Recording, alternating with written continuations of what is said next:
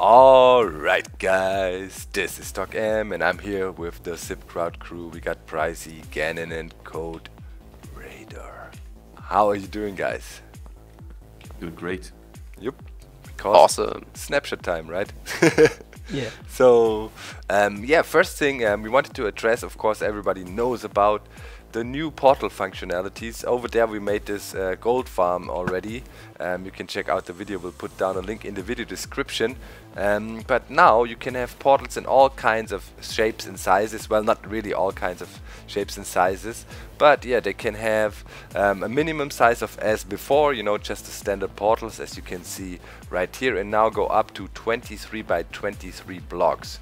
And yeah, different shapes, for example over there you see a bunch we made around the corner. It kind of yeah, connects weirdly, or here these more flat ones but pretty long ones.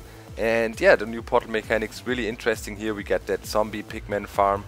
As mentioned before, you can stack portals into each other and all kinds of things. We will see what people will be able to come up with. Pretty crazy.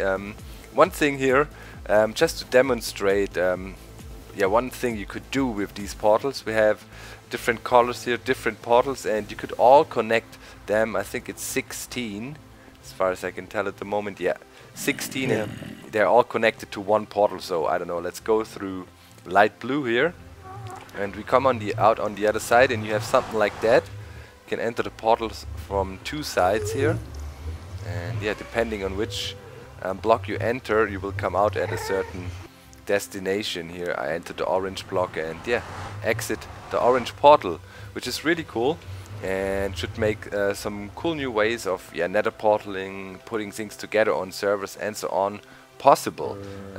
Other than that, we thought guest catching should also be pretty simple with these gigantic portals now. I mean, if you would imagine you make one of the big guys here in the nether, such a 23 by 23, and then you just stand behind it with a fishing rod, try to reel in some ghast, and at the moment the ghast is in there, you switch it back on again, which is also pretty cool. By now you can light up and extinguish those portals basically from anywhere. Before it was only possible at the lower block. For example, you could go up here, ignite it, or wherever, and put it out. So that makes new automatic portal on-off switches possible. So yeah, it was mainly about these portals, but also there was some work done with command blocks and very cool new commands you could use, improving the chat a lot. So yeah, we will demonstrate you a little bit. Code Raider and Gannon looked into it a bit, and we'll show you some examples. Well guys, the chat functionality was improved a lot. A bunch of cool new features were introduced, and we prepared some examples here. So first of all, the very basic stuff.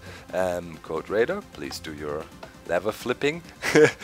You could see here in the chat it says click here, and if you go to the chat window and click on there, it actually does something now. So you could set up all kinds of crazy things. Right now we set it to say I can click.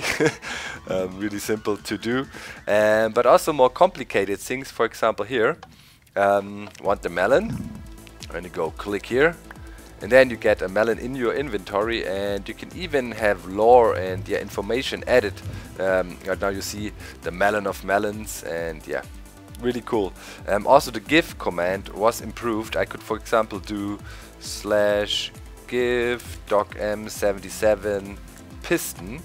You don't have to use item IDs anymore, and I would get a piston. So that is really helpful, especially for server mini games and all these things, and especially also for communication on the server. So let's quickly look how that stuff is done. Let me go back to position 1, and there is a new command. It's the so-called tell raw, and maybe Philip, you can explain a bit what's going on here.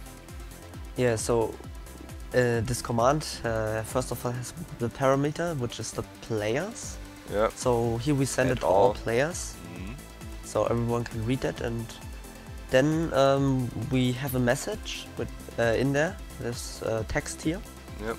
There's nothing in there, so we directly get to the extra part, which is a list, which you can see by the this bracket. Yep.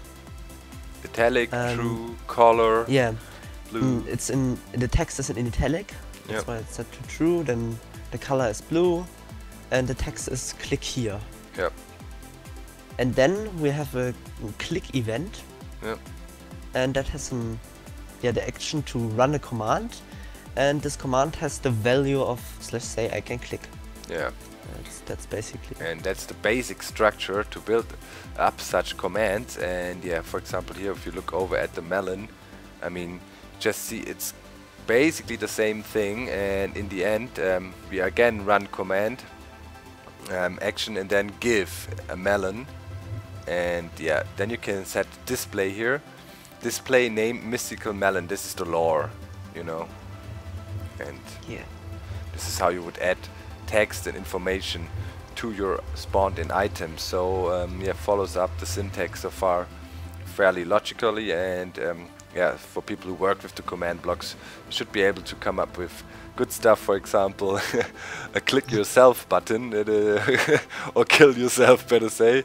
So yeah, click here, and if you go out of chat, you'll be dead. Also, you can easily send private messages now. For example, I want to send a message to JL, so I just double click on his name and go like, hey, and yeah, whispering to JL, pretty cool. Alright guys, another cool thing, say cheese guys, ding. Screenshot taken. You can also now click on this link and you will automatically end up in your file where you have the screenshot stored, and you can already check if it's good or not. That is really awesome. And last but not least, we want to look at the setblock command. There's three different variations. There's replace, there is destroy, and there is keep. And basically, yeah, replace, let's just check it out. Boom, we replaced this block with air, made it vanish. Right here, this is the destroy command. It will, yeah, see for yourself, destroy the block and will drop the loot. And yeah, last but not least, we have the keep, and that just means if there's a block of this type already, you know, you can click over and over and over and we'll just keep it. Only when it's empty, yeah, you can put something there. Alright, this is the keep command. And last but not least, also pretty useful command. This is the test for block. You can just check if there is a block at a specific location. The location we specified right now is just one block on top of this command block, and you should see if I break that after an update via the clocker, the hopper clock back there. Yeah, you can see the thing then updates its state.